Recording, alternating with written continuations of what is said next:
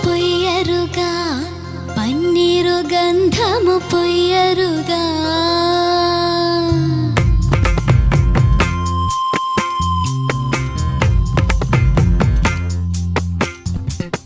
സുന്ദരനോ സൂര്യനോ ഇന്ദിരനോ ചന്ദ്രനോ എന്നു വരും മമ മന്ദിരത്തിൽ ഇന്ദു കലാധരനിൻ കാന്തൻ നീലാംബരി നീ വൈകാതെ ചൊല്ലു കണ്ടോ കണ്ടോ പ്രാണനാഥനെ കണ്ടോ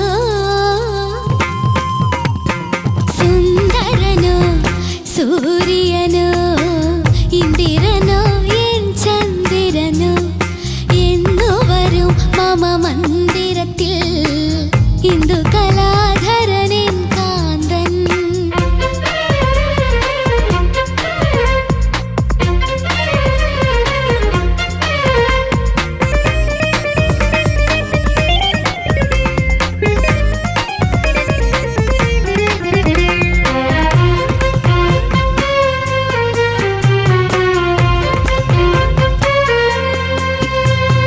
കൈതാലക്കാറ്റൊന്നു കുഴൽ വിളിച്ചാൽ കണവന്റെ വരവാണെന്ന് തോന്നും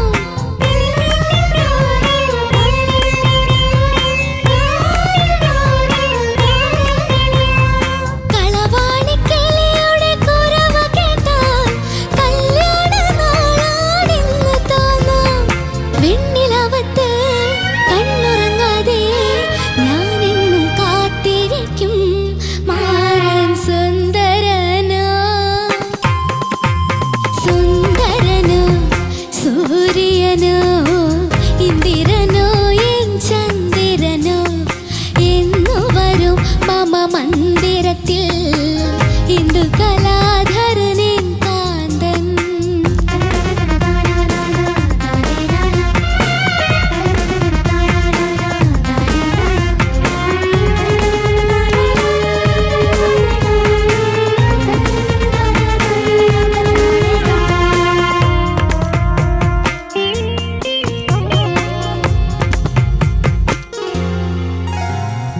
സംക്രാന്തി താലത്തിൽ തിരി തെളിഞ്ഞാൽ സീമന്തയോഗമായെന്ന് തോന്നും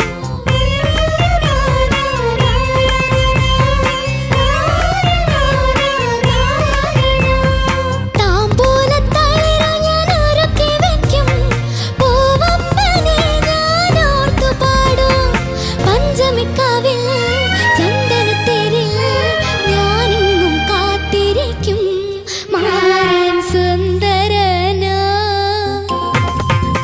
സുന്ദരനോ സൂര്യനോ ഇന്ദിരനോ ചന്ദ്രനോ എന്നു വരും മമ മന്ദിരത്തിൽ ഇന്ദു കലാധരനിൻ കാന്തൻ നീലാംബരി നീ വൈകാതെ ചൊല്ലു കണ്ടോ കണ്ടോ പ്രാണനാഥനെ കണ്ടോ കണ്ടോ സുന്ദരനോ സൂര്യനോ ഇന്ദിരനോ ചന്ദ്രനോ എന്നു വരും മമ മന്ദിരത്തിൽ ഇന്ദു കലാധരനിൻ കാന്തൻ സുന്ദരനോ സൂര്യനോ ഇന്ദിരനോ വിഷ്വലി ഭയങ്കര രസമായിരുന്നു. ഡാൻസും ദിയയുടെ ഡാൻസും എല്ലാം കൊണ്ടും ഭയങ്കര രസമായിരുന്നു. അപ്പൊ പാട്ട് നല്ലായിരുന്നല്ലോ എന്നാണ് പറയുന്നത്. അത് നിങ്ങളിലേക്ക് വരാലോ, എനിക്ക് അതിനെ കുറിച്ച് കൂടുതൽ അറിയില്ലല്ലോ. എനിക്ക് എഴുതാനല്ലേ സാറേ അറിയൂ, വായിക്കാറില്ലല്ലോ. പാവം, എല്ലാ കഴിവും കൂടി ദൈവം ഒരാൾക്ക് കൊടുക്കൂലല്ലോ. Sorry, I'm sorry for interrupting. Full Because it's all in the game. Okay. Vijay ചേട്ടാ, Diya, എന്താ സർ very beautifully sung. വളരെ റെയർ ഒരു സോങ് ആണ് സെലക്ട് ചെയ്തത്. അത് എന്തുകൊണ്ടാണ് ഇങ്ങനത്തെ ഒരു song? You dancer also train ചെയ്തിട്ടുണ്ടോ ഡാൻസിങ്? അപ്പൊ അതുകൊണ്ടാണോ ഇങ്ങനത്തെ ഒരു സോങ് സെലക്ട് ചെയ്തത്? എനിക്ക് ഭയങ്കര ഇഷ്ടപ്പെട്ടത് കണ്ടപ്പോൾ. Very good nice. I think you are comfortable in it. അതിനനുസരിച്ച് അല്ലെങ്കിൽ ആ സോങ്ങിന്റെ കുറേ ഇൻട്രിക്കറ്റ് ആയിട്ടുള്ള സംഭവങ്ങളൊക്കെ അതുപോലെ തന്നെ ഐ തിങ്ക് ഞാനത് അങ്ങനെ ഡീറ്റെയിൽ ആയിട്ട് കേട്ടിട്ടില്ല ഈ പാട്ട്, പക്ഷേ it was A nice different selection and you dance really well also, so it's good that you incorporated that. Super. All the best. Thank you sir. Thank U Vijay ചേട്ടാ. ശരത്ത് മോളെ ഓ നന്നായിട്ട് പാടിയത്. Thank you sir. പിന്നെ എനിക്ക് പ്രധാനമായിട്ട് തോന്നുന്ന ആ ഒരു അനുപല്ലവി തുടങ്ങിയില്ലേ, അതാണ് മോക്ക് ഒരു കണ്ണു കിട്ടാതാക്കുന്ന ഏരിയ. ഒരു ശ്രുതി വയസ്സാണെങ്കിലും ഒരു കൺട്രോൾ വയസ്സാണെങ്കിലും അവിടെ കയ്യിൽ നിന്നില്ല. അത് അതൊന്ന് പാടാമോ?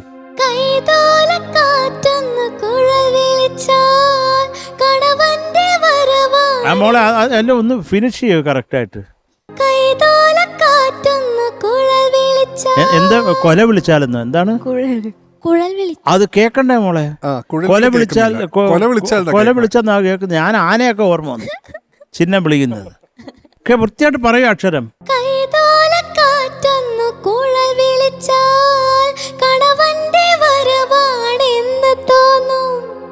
മോളെ കുഴൽ കുഴൽ വിളി വിളി കുഴൽ വിളിച്ചാൽ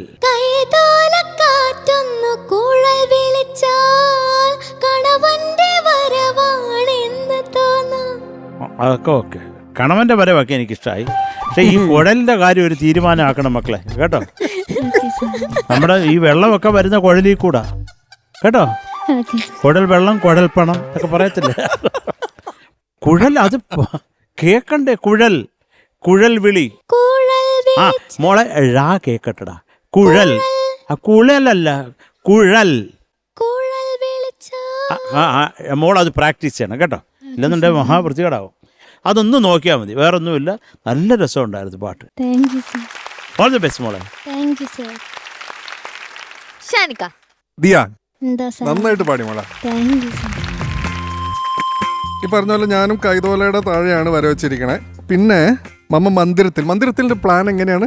മാമ മന്ദിരത്തിൽ ആ ഓക്കെ, അത് 2-3 സ്ഥലത്ത് പോയതുപോലെ പോയായിരുന്നോ? ചെറുതായി ഷാനെ പാറു വന്നിട്ട് ആദ്യം ആ കുട്ടിയുടെ അടുത്ത് ചോദിച്ചത് കേട്ടോ, എന്തായിരുന്നു? നിനക്ക് പിച്ചൗട്ടായോ?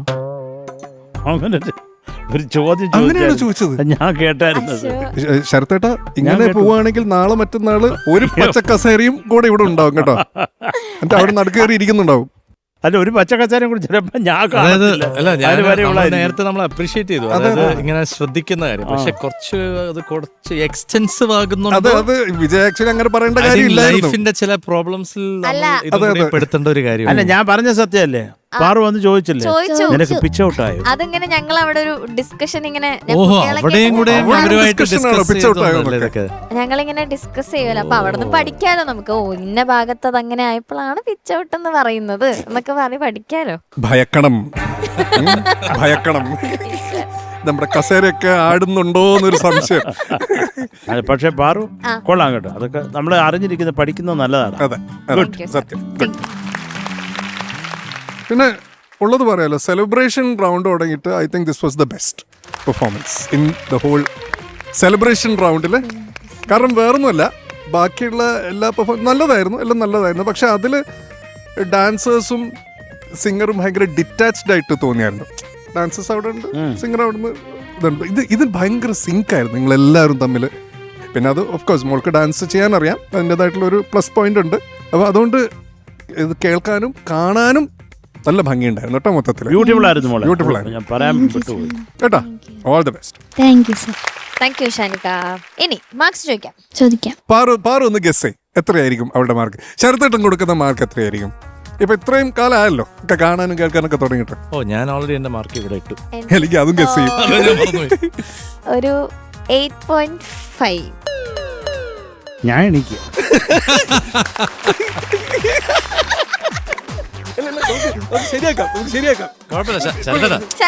ഒരു ഗസ് അല്ലേ ഉള്ളൂ, ഗസ് അല്ലേ, ആലോചിച്ചിട്ട് പറയുന്നൊന്നുമല്ല. എന്നോട് പറഞ്ഞിട്ടാണ് ഞാൻ ചെയ്തത്. എങ്കിൽ 8.5 മാർക്ക്. ഓക്കെ ഷാനിക്ക. വിജയ് ചേട്ടാ 8.5. അതാണോ നിന്റെ ഗസ്?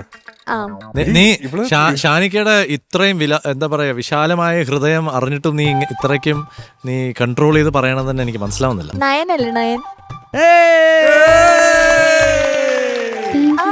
അല്ല 9. അതായത് എന്റെ മനസ്സിലുള്ള മാർക്കാണ് പാറു ആദ്യം പറഞ്ഞത് 8.5 എന്നുള്ളത്. പക്ഷെ ഈ പറഞ്ഞ പോലെ സെലിബ്രേഷൻ റൗണ്ടിനോട് 100% നീതി പുലർത്തിയതുകൊണ്ട് ഒരു 0.5 കൂടെ ഇട്ട് തന്നുകൊണ്ട് നമ്മൾ 9. Thank you sir. Yes 17.5 marks ആണ് കിട്ടിയിട്ടുള്ളത്. Okay, all the best.